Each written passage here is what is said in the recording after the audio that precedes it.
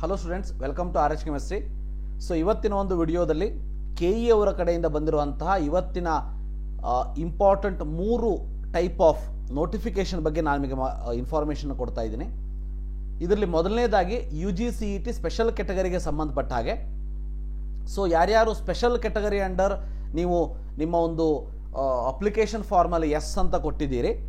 Special category ಅಂದರೆ ಯಾವುದು? Special category ಅಂತಂದರೆ CAPF, CRPF, CISF, BSF, X defence, XCAPF, defence, scout and guides, Anglo Indian ಮತ್ತು NCC.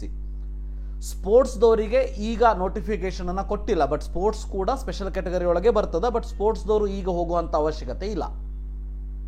ಇನ್ನು ನಿಮಗೆಲ್ಲ ಗೊತ್ತಿರೋ ಹಾಗೆ ಆಲ್ರೆಡಿ KE ಅವರು ಕ್ಲಾಸ್ ಎಗೆ ಹೊರತುಪಡಿಸಿ ಕ್ಲಾಸ್ ಬಿ ದಿಂದ ಓವರೆಗೆ ಮತ್ತು ಕ್ಲಾಸ್ ವಾಯ್ಗೆ ಹೊರತುಪಡಿಸಿ ಸೊ ಅಪಾಯಿಂಟ್ಮೆಂಟ್ನ ತಗೊಂಡು ಡಾಕ್ಯುಮೆಂಟ್ ವೆರಿಫಿಕೇಶನ್ ಹೋಗಿ ಅಂಥೇಳಿ ಅಪಾಯಿಂಟ್ಮೆಂಟ್ ಲಿಂಕನ್ನು ಕೂಡ ಕೊಟ್ಟಿದ್ರು. ಆದರೆ ಅದರಲ್ಲಿ ಸ್ಪೆಷಲ್ ಕೆಟಗರಿ ಅಷ್ಟೇ ಕ್ಲೇಮ್ ಮಾಡಿದವರು ಮತ್ತು ಕ್ಲಾಸ್ ಎ ಅಂಡರ್ ಬರುವಂಥವ್ರು, ಅಂದರೆ ಕ್ಲಾಸ್ ಎ ಅಂಡರ್ ಬರುವಂತಹ ಸ್ಪೆಷಲ್ ಕೆಟಗರಿ ಅವರಿಗೆ ಸೊ ಅವರು ಸಪ್ರೇಟಾಗಿ ನೋಟಿಫಿಕೇಶನ್ ಕೊಟ್ಟಿರಲಿಲ್ಲ. ಇವತ್ತು ಕೊಟ್ಟಿರುವಂಥದ್ದು ಏನಂತಂದರೆ, ನಿಮ್ಮದು ಕ್ಲಾಸ್ ಎ ಇದ್ದು ಇವೆಲ್ಲ ಸ್ಪೆಷಲ್ ಕೆಟಗರಿ ಇತ್ತು ಅಂದರೆ ಸೊ CAPF, CRPF, CISF 5ನೇ ತಾರೀಕಿಗೆ ಮೇ 5ಕ್ಕೆ ನಿಮಗೆ ಬರೋದಕ್ಕೆ ಹೇಳಿರುವಂಥದ್ದು.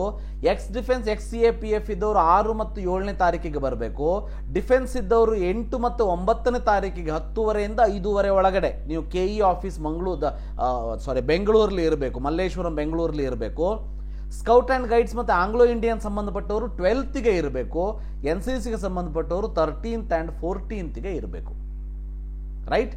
ಸೊ ಇಂತಹ ವಿದ್ಯಾರ್ಥಿಗಳು ಸ್ಪೆಷಲ್ ಕೆಟಗರಿನ ಹೊಂದಂಥವ್ರು ಈ ಡೇಟ್ಸ್ಗಳಂದು ನಿಮ್ಮ ಎಲ್ಲ ಒರಿಜಿನಲ್ ಡಾಕ್ಯುಮೆಂಟ್ ಜೊತೆ 2 ಕಾಪಿ ಜೆರಾಕ್ಸ್ ಮಾಡಿಸ್ಕೊಂಡು KEಗೆ ಹೋಗಿ ಡಾಕ್ಯುಮೆಂಟನ್ನು ಸಬ್ಮಿಟ್ ಮಾಡಿ ಬನ್ನಿ. ಸೊ ಇವೆಲ್ಲದಕ್ಕೂ ಸಂಬಂಧಪಟ್ಟಾಗೆ ಡಿಫ್ರೆಂಟ್ ಯಾವ ರೀತಿ ಡಾಕ್ಯುಮೆಂಟ್ಸ್ ಇರಬೇಕು ಅನ್ನೋದನ್ನು KE ಅವರು ತಮ್ಮ ಬ್ರೋಷರ್ದಲ್ಲಿ ಹೇಳಿದ್ದಾರೆ. ಅದಕ್ಕೆ ತಕ್ಕಾಗೆ ನೀವು ನಿಮ್ಮ ಡಾಕ್ಯುಮೆಂಟ್ಸ್ನ ರೆಡಿ ಮಾಡಿಕೊಂಡು KEಗೆ ಹೋಗಿ ಬನ್ನಿ. ಎರಡನೇ ಇಂಪಾರ್ಟೆಂಟ್ ನೋಟಿಫಿಕೇಶನ್ ಏನಂತಂದರೆ, ಎರಡೂ ಕೂಡ ಒಂದೇ ಇದೆ, ಇದು ಸಪ್ರೇಟ್ ಆಗೇನಿಲ್ಲ. ಸೊ ಆಲ್ರೆಡಿ ನೀವೇನು ಕ್ಲಾಸ್ BCDEFGH ಇಂಥವರು ಅಪಾಯಿಂಟ್ಮೆಂಟ್ನ ತೆಗೆದುಕೊಂಡಿದ್ದೀರಿ, ಅಂಥವರು ಅಪಾಯಿಂಟ್ಮೆಂಟ್ನ ತಗೊಂಡ ಆಫ್ಲೈನ್ ವೆರಿಫಿಕೇಷನ್ಗೆ ಹೋಗಬೇಕಾದ್ರೆ ಸೊ ಖುದ್ದಾಗಿ ವಿದ್ಯಾರ್ಥಿಯೂ ಕೂಡ ಹೋಗಬೇಕು, ಅವರ ಜೊತೆಗೆ ಯಾರೋ ಒಬ್ಬ ಪೇರೆಂಟ್ ಹೋಗಬೇಕು. ಸೊ ಇಲ್ಲೂ ಕೂಡ ಎಲ್ಲ ಒರಿಜಿನಲ್ ಡಾಕ್ಯುಮೆಂಟ್ ಜೊತೆ 1 ಸೆಟ್ ಜೆರಾಕ್ಸ್ ಕಾಪಿಯನ್ನು ತೆಗೆದುಕೊಂಡೋಗಿ, ಒಂದಂತ ಹೇಳ್ತಾರೆ 2 ಮಾಡ್ಕೊಂಡೋಗಿ. ರೈಟ್? ಸೊ ಇದರಲ್ಲಿ ಆಲ್ರೆಡಿ ನೀವು ಅಪಾಯಿಂಟ್ಮೆಂಟನ್ನು ತೊಗೊಂಡ್ರೆ, ಅಪಾಯಿಂಟ್ಮೆಂಟ್ ತೊಗೊಂಡ್ಮೇಲೆ ಒಂದು ಪ್ರಿಂಟ್ಔಟ್ ಬಂದಿರ್ತದೆ, ಅದರಲ್ಲಿ ನಿಮಗೆ ಎಲ್ಲ ಡಾಕ್ಯುಮೆಂಟ್ ಲೀಸ್ಟನ್ನು ಕೊಟ್ಟಿರ್ತಾರೆ. ಅದರ ಹೊರತುಪಡಿಸಿ ಇವತ್ತು ಸ್ಪೆಷಲ್ ಆಗಿ ನೋಟಿಫಿಕೇಶನ್ ಕೊಟ್ಟಿರೋದೇನಂತಂದರೆ ಯಾವ್ಯಾವ ಡಾಕ್ಯುಮೆಂಟ್ಸ್ ನಿಮಗೆ ಇಲ್ಲಿ ಬೇಕಾಗ್ತದ ಅನ್ನೋದನ್ನು ಕೊಟ್ಟಿರುವಂಥದ್ದು. ಅಂದರೆ ಯಾವ್ಯಾವ ಡಾಕ್ಯುಮೆಂಟ್ಸನ್ನು ನೀವು ಇಲ್ಲಿ ತೆಗೆದುಕೊಂಡು ಹೋಗಬೇಕು KEಗೆ. ನಿಮ್ಮ ಅಪಾಯಿಂಟ್ಮೆಂಟ್ ತೊಗೊಂಡಾಗ ಅದರಲ್ಲೇ ಇರ್ತದೆ.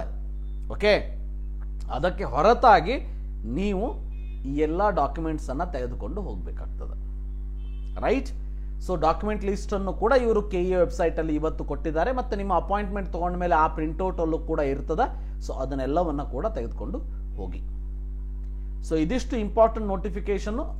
3 ನೋಟಿಫಿಕೇಶನ್ ಇದೆ, ಬಟ್ ಇದು ಆ್ಯಕ್ಚುಲಿ 2 ಪಾಯಿಂಟ್. ಒಂದು special category submission of documents, ಅದಕ್ಕೆ ಸಪ್ರೇಟಾಗಿ ನೋಟಿಫಿಕೇಶನ್ನ ಕೊಟ್ಟಿರುವಂಥದ್ದು, ಡೇಟ್ಸನ್ನು ಕೂಡ ಕೊಟ್ಟಿದ್ದಾರೆ, ನಾನು ಆಲ್ರೆಡಿ ಹೇಳಿದ್ದೀನಿ.